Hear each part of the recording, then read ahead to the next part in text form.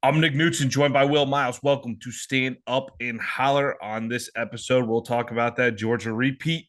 Caden Jones commits. Duece Spurlock is transferring in from Michigan to bolster that linebacker position. And Tim Tebow was selected to the College Football Hall of Fame class of 2023. Will, let's get this over with, man. The Dogs win their second national title in a row here, 65-7 over TCU to sweep the 2022 season and go back to back. Georgia left no doubt from the onset in this game. Stetson Bennett, 304 yards passing to go along with 4 touchdowns before giving way to Carson Beck in the fourth quarter. 6 Bulldogs rushed for 30 yards or more en route to 254 total yards on the ground and 5 touchdowns, 2 of which were from Bennett. So Bennett accounted for 6 touchdowns on the night. Aside from the opening possession of the second half and the final kneel down, Georgia scored on their other 10 possessions. This was just a train wreck from the beginning. But in addition to the offensive dominance, the stingy Georgia defense held explosive TCU to just 188 yards total. They forced 3 turnovers. And the beatdown was so bad that the Georgia social media account, they released a video compilation making fun of the TCU Hypnotoad matchups well before the final whistle sounded at SoFi Stadium. So this game, there was just no doubt. I'm sure, like many of you, like I was just tapped out in the second half. No interest. Definitely shut the TV off before the celebrations began there. But I'll tell you what, Will. Last year we had our fun pointing out that Georgia didn't win the SEC. You know, we called them the SEC runner-ups in our magazine. But you have to give credit to this bunch. You know, outside of the Ohio State game, really no team thoroughly threatened this team. I know the Missouri game was close. I know the Kentucky game was ugly. You never felt like Georgia was actually in danger of losing those games outside of Ohio State. That's tough to do in a back-to-back situation. And all we can do right now, in addition to hoping the Gators build up as quick as possible here, we maybe I'll put a prayer out there that this is the peak of the Kirby Smart era, that we've reached the mountaintop and that we're not in the middle of another Nick Saban dynasty here in Athens, and maybe the NFL needs to call Kirby. Well, I think we should put him out that job, and Will Muschamp, let's get him back in the head coaching spot there out in Athens. Well, that sounds good to me. Will Muschamp, Georgia head coach, is definitely something I'm looking into. Look, I mean, you can't do anything other than congratulate. I mean, they're 49-5 over the last 4 years, 2 national championships, an SEC championship. Kirby Smart's built the program and he's built it the right way. And we talk all the time about recruiting on here and talk about how important it is. And Smart and Saban are the number one and number two teams in the 24/7 composite when you look at the recruiting over the past 10 years, over the past 5 years, and certainly in this past year. You just look at the talent composite. They're 1 and 2, 15 5 stars, 53 4 stars, 17 3 stars, an average player rating of 93.4. That's what's on the Georgia sideline. And when you look at a team like TCU, they have 1 5 star, 16 4 stars, 63 stars, and their team composite or their average player ranking is 87.0. And that doesn't mean TCU can't win, but what it means is when Georgia comes motivated and TCU comes motivated, Georgia's just going to steamroll them. And so games like the Missouri game earlier this year, that was a Georgia team that came into that game thinking they could roll the ball out and win it, and they were actually right. They could actually do that. And the game against Kentucky, Stetson Bennett struggled a little bit. Even the game against Tennessee, which wasn't close, but that wasn't close because they completely bottled Hendon Hooker. The offense wasn't great in that game, and even the ball that like bounced off of Florida's corner right into Brock Bowers' hands that gets run for a touchdown. Like there were opportunities for teams to take advantage of Georgia in certain instances, and just none of them were good enough to do it at any time. Georgia still made mistakes, but those mistakes were never large enough for any one team to take advantage. Ohio State almost did, and then they turned turtle there on the last drive and just sort of waited for a 50-yard field goal and yanked it. And look, I mean, you got to survive one of those every year. Even when you're an elite team like Georgia, you're going to have days where somebody is able to play with you. But I mean, looking at their schedule next year, unless a team in the SEC East takes a step up, it's going to have to be Ohio State or Alabama or Clemson or somebody like that taking them on again, either in the SEC championship or in the playoff next year. Because look, Smart has built a machine and he's built it the right way, and this is something we've been clamoring for and something we've been hoping for. And you know, yes, you can hope that every once in a while you're going to catch lightning in a bottle, like TCU did this year, or even like Michigan has the last two. But if you told me to bet in the next 10 years who's going to be better, Ohio State, Georgia, Alabama, TCU, or Michigan, TCU and Michigan are going to be 4 and 5 on the list. Actually, Michigan will be four and TCU will be five. And you can tell that just because of the recruiting. So, look, I mean, the blueprint is staring every single elite team in the face, or every single elite program in the face. And Smart has even done it while having the behemoth of Alabama in the conference. And now Napier and everybody else has the same challenge, except now there's two of them. And to your point, eventually Nick Saban is going to retire. And hopefully this is more a flash in the pan with Kirby Smart than it was with Urban Meyer, where Meyer has the two national championships and then everything sort of falls apart after that. But Meyer built that program quickly into an elite program and then left it quickly in an elite program. This one has been built slowly over time. I mean, obviously they make it to the championship game in 2017, but they had to go through some heartbreak to start with and then have broken through to last year where, look, they lost to Alabama in the SEC championship game. And I think you can debate which one of those teams was better last year. There's no We doubt. know what Georgia's a David better team Pollock last year. thinks because he said it right next to Nick Saban. Georgia's taking over college football here. Well, so Nick I Saban was just sitting there probably having a few thoughts about that. Well, this is like all the Jeffrey Epstein stuff. It's like if David Pollock winds up in a trash bin somewhere, it'll be because of Nick Saban. So we'll know that David Pollock didn't kill himself. That'll be the. I think That's a joke, by the way. That's a joke. yeah, clearly. I think I'm I got to give it to Pollock though. I mean, I know what Alabama's done over the last decade is great. It definitely appears that the mantle is the torch is passing a little bit here, and not that Alabama's not in position to grab it back. Because I mean, that was one thing you're probably sitting there thinking yesterday watching the game is like, wow, I know TCU beat Michigan in a game where Michigan definitely, I think every Michigan fan would look at that game and say we did a lot to beat ourselves in that game. And credit to TCU. You know what? I didn't even want them in the playoff. They made that final. Credit to TCU on a fantastic, magical run. But it was a little bit of smoke and mirrors. It was a little bit of magic. You got totally exposed last night because if you're the second best team in the country, I don't think you're putting that performance on the field. I think that you look at a team, I wonder in the future when you got that question with a team like Alabama sitting out there with this type of game, at least in a 4-team setting, which we only have one more year to talk about, Will, with 2023 being the last year of the 4 teams before we expand to 12 and 24. Do you think that a team like Alabama gets that extra look next season, maybe that extra consideration based on what we saw with even though TCU was a fun story and they were a good matchup with Michigan, they played well with Michigan. They can't provide it on back-to-back games on that type of stage. I mean, if that was true, we'd never see Notre Dame in the playoffs ever again because they've just been absolutely blitzed every time. But Notre Dame has recruited at a much higher level than TCU, and they tend to produce a lot more NFL talent. I get what you're saying, but actually, yeah. I mean, and this I think is the misnomer when it comes to recruiting. I actually don't think there's much difference between the number 10 rated class in the country and the number 30 rated class in the country. I think coaching and development plays a huge role. Like you look at the Iowas of the world, and the Wisconsins of the world, and even Iowa State and those sorts of programs. And TCU is one of those, right, where they're not recruiting at this elite level, right, but they can compete with teams that are ranked 10th, 11th, 12th in the recruiting rankings on a fairly regular basis for two reasons. One is that, I think oftentimes if you're an elite schematic coach and you're recruiting in the 10 to 12 range, you probably end up in the NFL pretty quick. And then the other aspect of that is I just don't think there's a huge difference in talent. I think there's an enormous drop off from the number 5 team in the country from a recruiting perspective and the number 10. And I think the drop off from 5 to 10 is probably about the same as the drop off from 10 to 20 or 10 to 50. And so the 50th ranked team in the country is on a given year with good quarterback play is no worse than the team that's ranked 12th or 13th or 14th. And that's what you saw with Michigan and TCU. Now, look, Michigan was a better team. Michigan just coughed up 21 points on the 2 pick sixes and the fumble at the 1 yard line, and then TCU is able to hold on. But again, that's part of it, right? Is not having those sorts of mistakes. And if Georgia had made a mistake last night, it would have been 65 to 13, right? Like, or to 14. It wouldn't have been 65-7. That's the difference.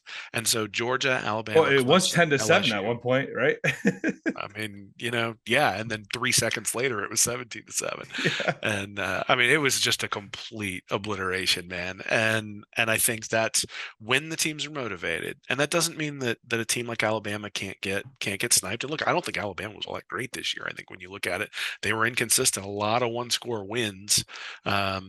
Getting away, just barely surviving against Texas, and eventually they paid the piper for that because they lost a close game to LSU. They lost a close game to Tennessee, and that kept them out. And that's the lesson. The lesson is when you're an elite team, you got to keep yourself motivated and you got to blow people out. Because if you're getting in the habit of blowing people out and you have a bad game, you win by 14. If you get in the habit of playing those games and playing down to your competition and you get in one-score games, well, hey, one turnover, one injury, one something or other, all of a sudden everything turns. And that's what you see. So, I mean, look, I think Georgia's built their program in the right way. I think TCU is doing what they can within the conference that they're in. But I'd be surprised if within the next decade they make it into a championship game again. I'd be surprised if in the next decade if they make it into the playoff again, except for the fact that we're going to expand to have conference champions. So maybe they do it that way, right? But I think this was one of those where, you look at Michigan State years ago, you look at Oregon, even when the playoffs started in 2014, those are the types of teams that just haven't made it back. And the reason they haven't made it back is that those conferences are lesser than the big time conferences. And quite honestly, the dominating programs in recruiting dominate the playoff. And, this is now 9 straight playoffs that have been, the playoffs have been around for 9 years. All 9 champions come from the top five recruiting schools over that period from 2014 to 2022. So, it's clear what it takes to do it, and we'll see if Florida can get the job done. I think as far as leaving TCU out, I think the committee makes decisions um, uh, based on losses. I mean, it really does come down to that. They didn't look at the quality of the schedules; they looked at losses and said TCU has one less loss than Alabama, so TCU gets to go. Well, that's how you end up with that type of game in the finals there. So we got what we deserved. We picked it. But hey, Cardinals, Colts, Panthers, Texans, Broncos. Maybe give Kirby an interview. Give the man a shot. I think he's ready for the NFL. I don't know about you, I'm but telling you, Bill Belichick needs to retire, and they need to hire Kirby Smart because that'll sort of like bring him to a place where I can despise him just as much in the NFL. So that's yeah. what's happened. Well, hey, congrats to the Georgia Bulldogs, back-to-back national champions. If you're looking for the championship parade, go find another channel. Let's move on to four bits. Caden Jones commits. Well, Napier and company, they leaned into their Louisiana ties with a 3-star offensive tackle, Caden Jones from De La Salle High School in New Orleans. His tape is fun to watch if you haven't got a shot to watch it yet. 6'8", 325-pound prospect who picked the Gators over Houston in Texas A&M during last Saturday's live broadcast of the All-American Bowl. He told he told reporters, "I love the connection between me and Coach Juluke, Coach Sale, and Coach Stapleton, Coach Napier and his staff. They recruited me when they were at Louisiana, and I felt we had a good bond from there. They have great facilities, and I like the 2 offensive line coach system they have." So you're seeing that specifically mentioned by recruits. 24/7 sports analyst, national analyst Gabe Brooks provides this scouting report of Jones. Great frame with elite height and a big reach. Owns ready to play mass with space to add more functional strength. Flash some nasty on occasion and look for extra work when available. If you watch this film, he's just so much bigger than some of these kids. He's tossing guys. You'll find him easily because he's the guy like 8-9 yards down the field with his defender in some of his tape. A lot of fun to watch. There's some plays he just tosses the guy right off the bat. It just full on kids off the ground that he's playing against. A lot of fun to watch that high school tape there. Gaining strength and flexibility will raise the ceiling across the board for this prospect. He projects to be a Power 5 level starter with a quality multi-year starter on the outside with a long-term ceiling beyond college. Yeah, I mean, look, this is a significant pickup for Napier and for Florida. I mean, I know people look at it and say, oh, he's ranked 493rd and he's a 3-star and all that sort of stuff and poo-poo it. But the reality is you got to build your program right now, especially on bodies, Mm-hmm. because they need bodies on the offensive line. But the other thing is that there are plenty of guys who've been ranked 493rd who've turned out. who've turned out and turned out well. I mean, it's funny because I put his ranking there, and somebody asked me on Twitter, like, how often does somebody like with Jones' profile turn out into a big time player? I said 1 in 5. You got a 20% shot that Kaden Jones is going to be awesome, and if Kaden Jones turns out to be awesome, then fantastic, because one, Florida needs it, but two, hey, great for him, right? I mean, he's worked hard to get to that point. Now, the fact that he's 493 does mean that he's not a can't miss prospect, right? He has the physical tools. I mean, if you're 6'8", 325 pounds, you're built to be a tackle. So that's good because Florida needs tackles. But at 493, nationally, and the 36th offensive tackle overall, that means there's still work to be done and still development to be done. And so, look, I mean, he profiles very similarly in terms of rating, like a guy like Kingsley Eguilken, who was 718th overall, or Ethan White, who was 795th overall. Guys who were very good players, but had issues, right? White, you remember, came in and was much, much heavier than he is now, and has been able to really corral that into a place where he's become a better player than he showed in high school because he's got better increased physical capabilities because of the weight that he's dropped. Not the same problem for Jones, but Jones is going to have developmental opportunities as well. And I think that's really what you're looking at when you look at guys in that range. And look, there's no shame in having a 20% shot at making it to the NFL. That's a big time prospect. It's just not Kingsley, or it's just not Okunlola, right? And Okunlola was like in the top 18, and that's a guy who's probably a 60 or 70% shot that he's going to be an NFL player. And so that's it, right? I mean, Kaden Jones may be an excellent player for Florida, but you're going to have to stack a bunch of Kaden Joneses into your class to make sure that you end up with two good offensive tackles.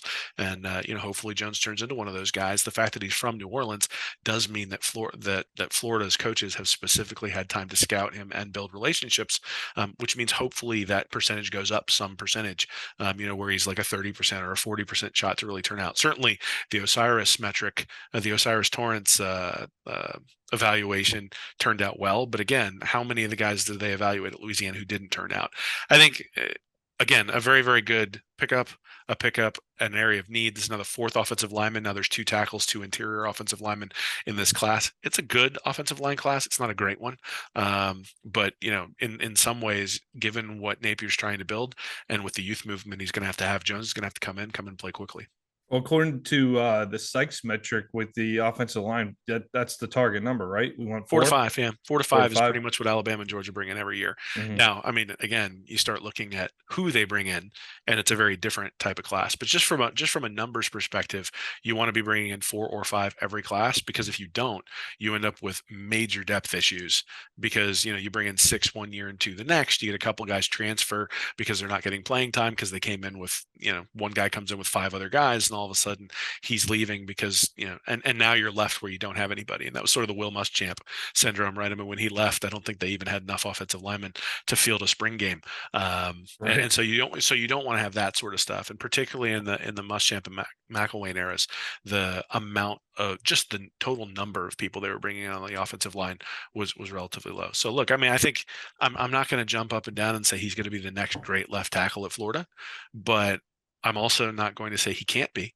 I think he absolutely has a shot to do that, and he's going to get a lot of playing time because Florida's doing a youth movement there on the offensive line. And so if we're not seeing Kaden Jones play next year, then that's really kind of an evaluation miss, because this guy and the other guys that they brought in, guys like Najee Harris, and some of the other folks, Lovett, I think, is one of the guys, Bryce Lovett is one of the other guys. Those guys are going to have to play, because there have been so many guys who've transferred out and so many guys who've now left for the NFL that Florida's really thin up front. So getting a guy like Jones in is a big deal. I know, speaking on the offensive line, there's a transfer from Baylor who's announcing sometime today, Will. So we'll see. We'll see how that goes. Last bit here on this, and then we'll move on to 6 bits. But there's certainly the staff certainly seems to have a type when you talk about developmental project, right? And this gets into your the odds of hitting on certain guys. You throw another 6'7", 6'8" type prospect in there that might not be that 4 or 5 star guy, but talk about developmental prospect, certainly has the size and the frame that NFL scouts are going to love if the guy develops. And you talk about him and Cameron Waits, and you keep stacking a few of those developmental guys, and those guys are going to, some of those guys are going to hit, and we're going to get solid starters out of that. So that's why you talk about the numbers with the Bill Sykes stuff, and why you talk about like that. That's why you're keen on hitting those numbers with the offensive line metrics in each class. Yeah, absolutely. I mean, and you can say that about any position, really. You want to stack guys, and then there's just different areas where positions are more important. Obviously, quarterback is the place where you want to stock not only multiple prospects, but multiple elite prospects year after year after year. Same thing with running back and wide receiver and those sorts of things. Right. Offensive tackle, you'd love to have elite offensive tackles, but you can probably get by with guys in this range, especially if you stack a bunch of them. So signing a lot of them is important. But again, if you look at offensive tackle right now, Florida has William Harrod. They got Austin Barber, who played really well last year, right? Freshman All SEC. Mhm. Got Jordan Herman, and then they got David Connor. And so you start thinking about like the guys they're going to bring in this particular recruiting class. If you've only got 4 tackles in front of you, you're either going to bring them in through the transfer portal or you're going to bring them in here.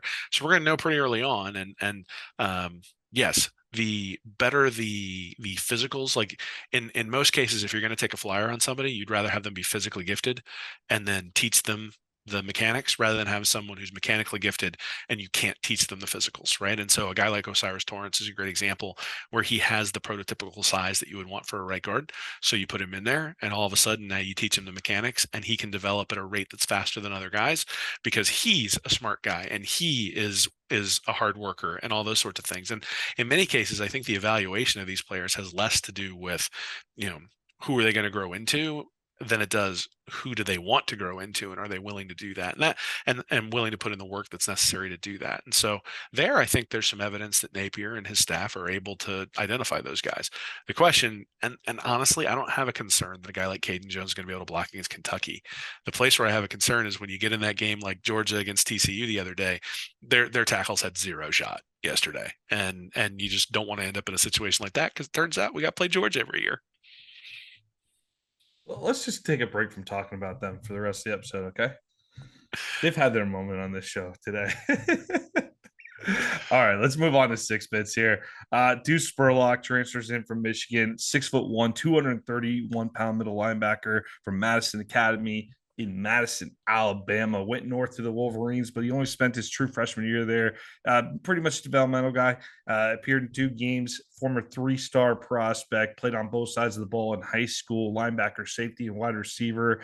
Senior year, 186 tackles, 27 for a loss, 8 sacks, and 2 pass breakups with a forced fumble. If you flip on his film from high school, he's just all over the place. He's in the middle of almost every single play. It kind of reminds me when you play the NCAA video games, you just grab that really fast linebacker and just kind of just roam around the field and do whatever you want. That's what he looked like on tape. Not I didn't get the entire story on why you're transferring in from Michigan, Will, but you certainly look at a spot like Florida.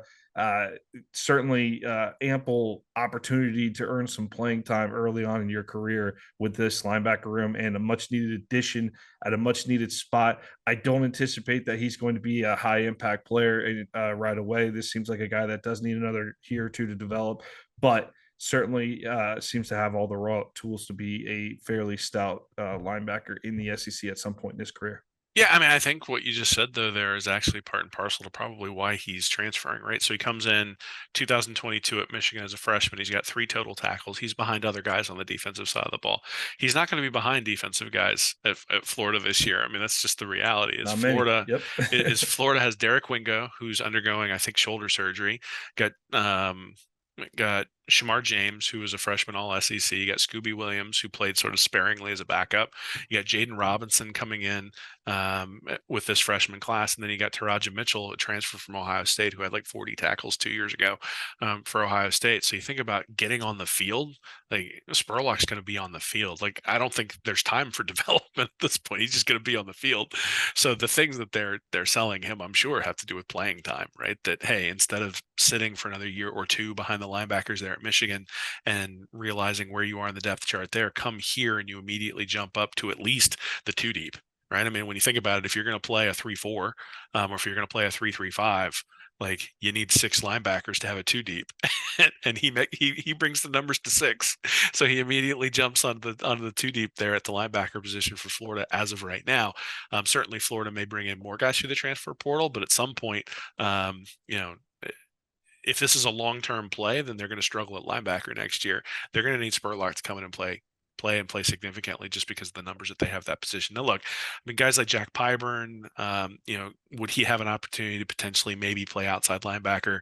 They've got they've got the buck position um, Powell Ryland plays where he drops in coverage an awful lot. I'm sure there's going to be a lot of interchangeable type of stuff there. Maybe they take a guy who is sort of at the safety position and move him up. A guy like Miguel Mitchell maybe ends up playing kind of a hybrid safety linebacker type of thing. But the reality is they're really, really thin. They're at linebacker, even more so than they are at offensive tackle. And so Spurlock's on the two deep right when he comes in, and my expectation is he's going to play and play a lot, Yeah, play a and lot next year. any bodies are welcome at this point. So anytime you see a linebacker coming in right now, just go, okay, that's almost a win at this point.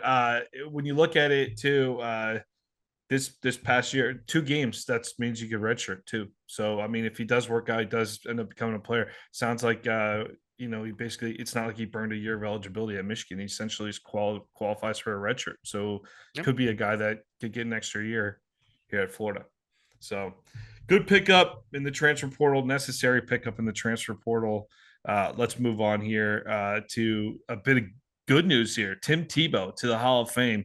Tim Tebow has been selected to the College Football Hall of Fame. The National Football Foundation announced on Monday. We all know the resume. Won 2 national titles: 2006, 2008.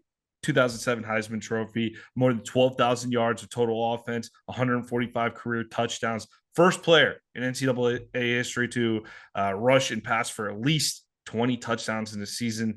Two-time team captain, set 28 school records during his career. Florida went 48-7 during Tebow's time in Gainesville. Becomes the 13th Gator overall and 10th to enter the College Football Hall of Fame, and 10th Florida football player of all time. We had 4 coaches there. Will, hey, obviously Tebow, legendary Gator, really the standard of all Gators when you look at it. Right up in the ranks with Spurrier and Warfel there. Did you see how they announced it on ESPN? Did you see what they did with them? I did. I mean, they brought out the football. They had Mullen there, which is good. I That mean, was a cool moment. Yeah. absolutely. And I think, it was nice to have Mullen there from the standpoint of, I know Mullen gets a lot of people's hackles up these days because of the way his tenure there ended at Florida. But Mullen was a big part of those teams in Yeah. 2000, from 2005 through 2010, and a big part of what Urban Meyer was able to build. And so I think a good, and certainly, a big part of what Tim Tebow was able to turn into as a quarterback. And so it was nice to see him there. And I mean, look, it was the same thing you always see with Tebow, right? Is that you sit there and it's so all shucks that you're like, oh, this can't possibly be who this guy is.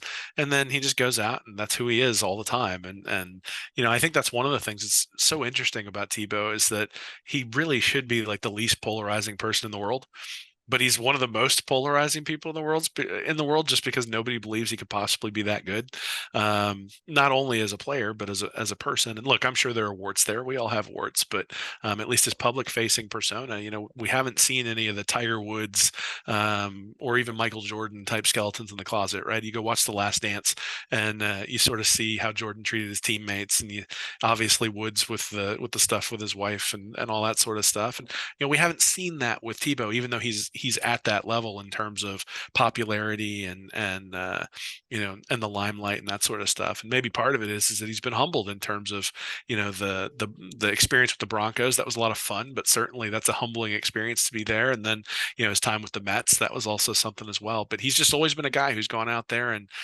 done what he wanted to do in a way that other people don't. And in many ways, that's why he was successful. I remember, I think the first touchdown pass I ever saw him throw was like a deep pass to Riley Cooper.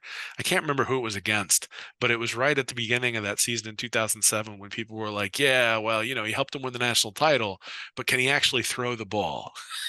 And then he Right. comes out, wins the Heisman Trophy. And to be honest, he ends up third in 2008 and fifth in 2009, and could have won him in either of those years as well because he was deserving of the trophy either one of those years. He just didn't get it. Now, maybe in 2009 because of the SEC championship game against Alabama, but I mean, he was the reason Florida won the SEC championship game in 2008. And then he goes out and he just obliterates Sam Bradford in comparison in that game against Oklahoma. That offense that couldn't be stopped, and all of a sudden Tebow was the shining star there. So, look, I mean, a huge part of Florida football history, a huge part of that era in Florida where you also had Noah and Horford and Brewer and all those guys on the basketball team as well. But the face of Florida, the thing everybody, nobody comes to the 15 jersey this year was not for Anthony Richardson. The 15 jerseys you saw in the stands, even a decade later, or 15 years later, are because of Tim Tebow, and that's a big reason why he's in the Hall of Fame. There's no doubt that Tim Tebow loves being a Florida Gator, and you just felt it when he played. It's not. It wasn't. Yeah, winning helps a lot. Winning creates the legend, right? But the way he played, the passion in which he spoke, you just don't. You can't fake it to that degree. You just can't. That guy is. I mean, we haven't seen. You hardly have seen anything like him across any college football. Maybe the most no brainer college football Hall of Famer of all time. It was funny though for those of you that did not see it. ESPN, they had him sitting there with Mullen and Jesse Palmer, by the way. So you got a bunch of Gators on the set there, and they're announcing all the Hall of Famers, and they get his reaction to the list, but they left his name off on purpose. And then they brought out the guy to present him with the ball and tell him that he's like, "Oh, are you serious?" Like he was like totally. I guess he's just in the moment and not thinking, but it's like, come on, Tim, you can't be totally surprised here. Well, they didn't go but, over it in their production meeting, so he didn't yeah, think it was going to happen. It's interesting that you say that, because that was actually, I wrote an article 2 years ago, 3 years ago. That was actually my argument for Kyle Trask to come back. Like, it wasn't like he wasn't going to make more money. He had optimized that at that point. He was going to be a early second round pick, was what most people thought, maybe late first round. He ends up going to the Buccaneers. He just got his first throws last week, right? mm-hmm. So he left Florida, what, 3 years ago, and now he's getting his first throws. And 2 years ago, and he's getting his first throws. And had he stayed, and that's the thing, right? It was the same thing about Noah and Horford and Brewer, right? Those guys stayed. Right. They gave up the fame and fortune of the NBA to build the fame and fortune and the legacy at Florida. And that's why people love them. And it was the same thing with Tebow, right? Tebow absolutely could have left and gone to the NFL draft after 2008, after that national championship flying high. And he decided to come back in 2009 and try to do it again, and almost was able to do it again. So he leaves the university with that send off against Cincinnati, where they beat them almost as bad as Georgia beat TCU the other day. And it's like, that leaves a special place because you got to know him, right? You got to know him as a player. Like, I can still see in my mind Tebow running through Florida State's defense with all the flash bulbs popping in the swamp in his last game there. That was just a really cool moment. You don't get those moments with a guy who comes in, doesn't play his freshman year, plays sophomore and junior, and then leaves for the NFL. Like, those are guys we appreciate, we remember them, all that sort of stuff.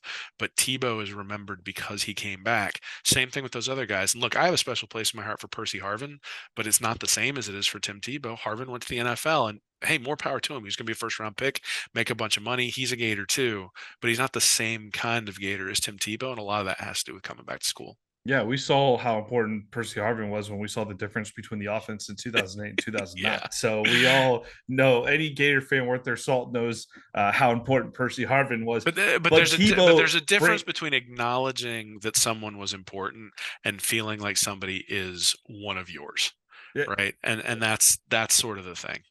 Well, Tebow is like the ultimate one of ours, and I'm not saying Harvin's not. No, Harvin's absolutely one of ours too. But I think with Tebow, it's just the passion that guy you could feel. I mean, you think about the Braveheart game at FSU, right, in 2008, when he's got the paint all the rainy day. I was at that game; it was pouring, and he's got all the paint on him, and it looks like a scene from Braveheart. He's taking off the helmet and yelling. Think about when he got knocked out against Kentucky. And I mean, this is before we knew what we did about concussions, or at least had acknowledged what we knew about concussions. But he's out there the next week playing against LSU, and they're basically like, we're not going to run him because we're afraid of what'll happen if we run him. And he's out there just like playing his heart out. But I'm sitting there going, oh my God, I can't believe they're playing him a week after that. And, I mean, other guys would have said, no, I'm not doing it. Now, look, maybe that's a smart thing to do, and maybe you should do that. But in terms of what you're talking about, in terms of the passion and the brave heart and being the warrior for the university, that's where he sits. And again, I don't want to use Tebow to denigrate anybody else who's come through, because guys like Brandon Spikes, guys like Percy Harvin, guys like, Major Wright and Ahmad Black, and, all there were Carlos a lot of guys Dunlap and all those other guys who contributed and made those teams great. Yeah. One of my but favorite eras of Gator football, man. I but love those Tebow was the teams. catalyst, right? I mean, Yeah. Tebow was the straw that stirred the drink, and we all remember that. And his willingness and ability to work with Chris Leak in 2006 and be able to make that something where they were able to win a championship as opposed to a rivalry where they were always looking over each other's shoulder is also something. I mean, the jump pass and the fake pass where Lewis Murphy were wide open against LSU, like those are things that a 5-star guy like Chris Leak, and this is where you got to give Leak credit too. A 5-star guy like Chris Leak would have been well within his rights to say, look, I've been the starter here for 3 years. This guy can sit on the bench for a year and learn. I'm not going to come in. Now, maybe Leak was like, well, it's 4th and 1. I don't want to bang my head on other people like Tebow does. But the fact that they were able to work together is a testament to Leak, but also a testament to Tebow and his willingness to sacrifice for the team. Well, the other, so Tim Tebow, 2023 Hall of Famer, no brainer, college football Hall of Famer. The other Gators, in case you were wondering, Dale Van Sickle. That's why you come to this show, to hear about Dan Van Sickle. He's an end from 1927 to 1929, inducted in 1975. Steve Spurrier, of course, Jack Youngblood, Emmett Smith, Wilbur Marshall, Carlos Alvarez, wide receiver from the 60s there, Danny Warfel, Wes Chandler, Lomas Brown, who was inducted he was just a couple years ago, right? In 2020, there it says offensive tackle from the 80s. And then Tebow is the most recent. On the coaching side, you got Charles Bachman from 1923 to 1932 at Florida, who was inducted in 1978. And then Ray Graves, Doug Dickey, and Steve Spurrier, all in the College Football Hall of Fame from the University of Florida, with Tim Tebow being the latest. Congrats to Tim Tebow, College Football Hall of Famer. You ever been there up in Atlanta, Will? I have not, but what I am planning on is a week-long trip when Florida finally gets back to the SEC championship game, where I'll be able to go down and take all that college football stuff in, because Yeah. I think that'll be cool. You know, to sort of fit it all into one thing. But I'm waiting for the Gators to get back to Atlanta to do it. I'm actually going up there this weekend. I just total coincidence going up there this weekend, checking that out. So I first time I've been. So I'll let you know how that goes when I get back. Well, there you go. They should be sponsoring it. Yeah. All right. Well, that's it for this show here. Official start to the offseason, college football countdown to 2023 season begins, and the Gators opening kick at Utah. But next up, spring practice, man. So we got a couple months before that, and we got the final signing day here in February before that even. So, hey, 2022, turn the page.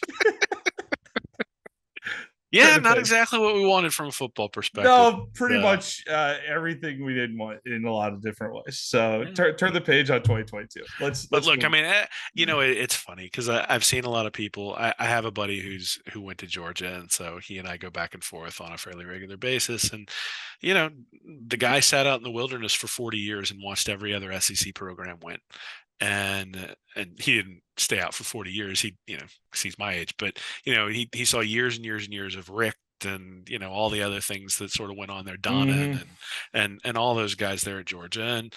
And look, this is their time to shine, and good for them. But it's a reminder of how sweet it is for these guys, because it's been so long since they've had this as a real as a reality in their lives. And so, look, it's been 14 years now for Florida. We're getting to a point now where it's going to be really, really sweet when it finally happens, and it will turn around. It will. Now, whether it turns around next year or the year after that, I don't know, but it's going to turn around. And so, keep the faith. It's still going to be fun to watch these games regardless. We're still going to have all sorts of arguments. Florida will eventually be back on top, because that's what all these blue blood programs eventually do. And so when Florida does, it's going to be sweet for all the Gator fans who've been through these downs, because it's not worth anything if all you have is ups over and over and over again. And eventually Alabama will be down again, and all those fans will get miserable for 5 or 6 years until they go out and find another coach to bring them up. So, again, that's the message coming out of this one, is keep the faith, because eventually Kirby Smart's going to leave. Eventually Nick Saban's going to leave, and eventually Florida's going to find the guy. Either it's Napier or it's somebody else who's going to lead them into that promised land. And I'm confident the Gators are going to get back there again. All right. Leaving off on that note, everybody, good show. We'll see you all next week. In the meantime, go Gators. Thank you for watching this episode of Stand Up and Holler. Be sure to subscribe to the Read and Reaction YouTube channel. Join our Patreon community at Read and Reaction for bonus content each week, and check out our website at readandreaction.com. I'm Nick Knutson, joined by Will Miles, and as always, go Gators.